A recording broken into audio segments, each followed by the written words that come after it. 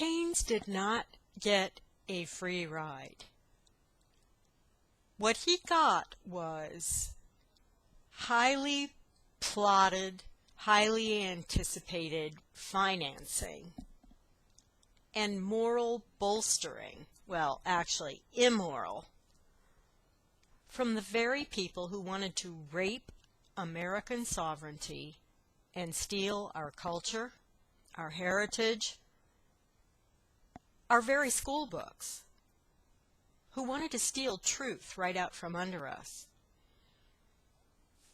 Our history books were stolen.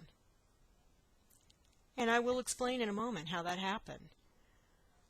But they did this, I'll explain who they are too in a moment, but they used the tool of socialism, which destroys the middle class. And the people that did this are the Rockefellers, the Carnegies, the Ford and Guggenheim foundations. They used the Rhodes Scholarships, the Rothschilds, and they wined and dined and bought and paid for retooling the American economy, the American landscape, using guys like Keynes. None of this stuff was a coincidence. He didn't get a free ride. No, Keynes was put in place. So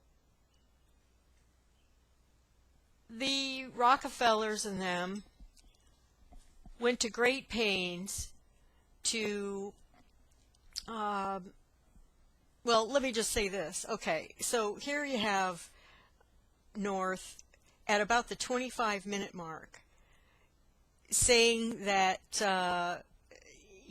the education system was being, the economic education system was being overhauled. Voila. There you have it. It's well documented that in circa 1950, the Carnegies, the Rockefellers, etc. were hankering to subvert classroom textbooks.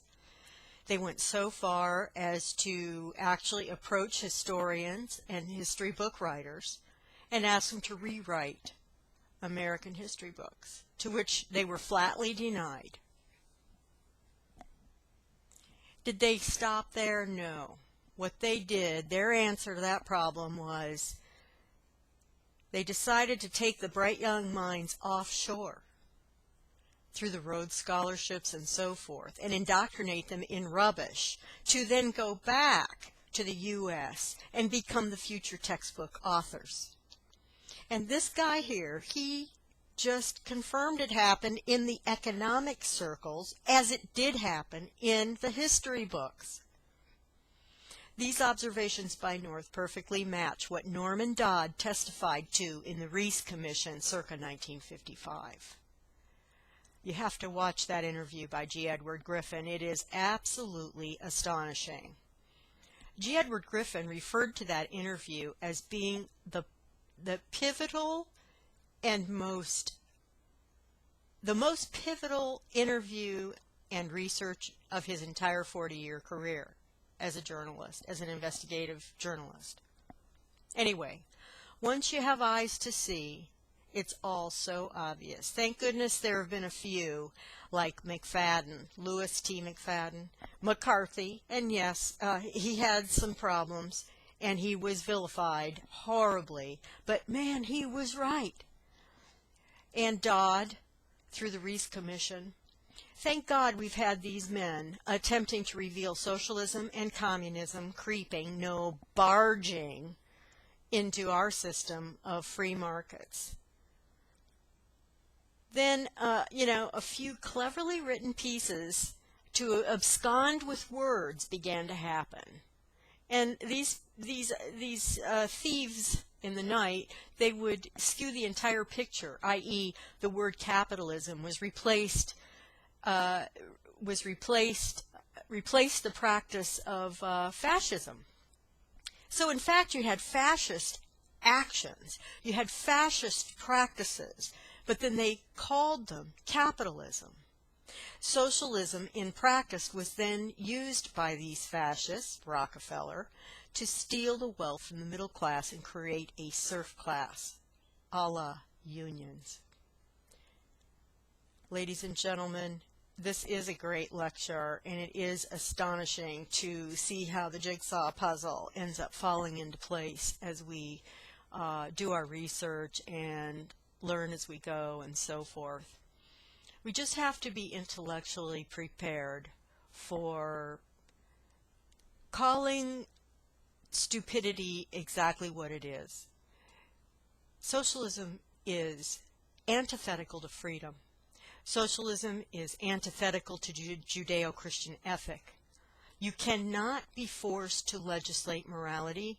You cannot redistribute wealth. Pretty soon, the people who you take that wealth from say, I'm not going to do this anymore. The Law, a treatise written by Frederick Bastiat, is fabulous in helping you understand the principles of free market, natural law, or the God-given right idea. I enjoyed this video by Professor North, Dr. North, and it is very vindicating to see how all of the things that I've been talking about for all these years coming into peace, coming into fitting nicely into the big picture. Hope you enjoyed my little video. Watch the Keynes and His Influence by Gary North. Thanks. Bye.